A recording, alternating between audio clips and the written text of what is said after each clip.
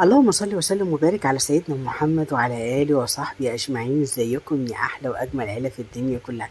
النهاردة بقى هنعمل أحلى وصفة جميلة جدا كلنا بنحبها، كبار وصغيرين، وبصوا مفيش حد ما بيحبهاش، الفشار.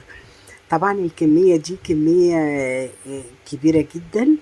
تمام، احنا جبنا مثلا ب20 جنيه فشار هيملى الحلة الكبيرة دي قوي قوي قوي قوي، واحنا وولادنا هناكل وهنشبع وهيفوت كمان. تمام، اول حاجه انا بحط شويه زيت بشوح فيهم الفشار، لازم تخليه لما لون يفتح معاكي، وتحطي طبعا الملح. وبصي هيطلع معاكي احلى فشار بالطريقه دي. جربي الفشار على طريقه اختك وهيعجبك جدا جدا جدا جدا. وما تنسيش الاشتراك في القناه وتفعيل زر الجرس عشان يشتركوا منا كل جديد باذن الله. ما تنسيش بقى لما تجربيه تقولي لي دعوة حلوة من قلبك. ايه رأيك؟ شايفة شكله عامل ازاي؟ تحفة تحفة تحفة، في منتهى الجمال واللذاذة.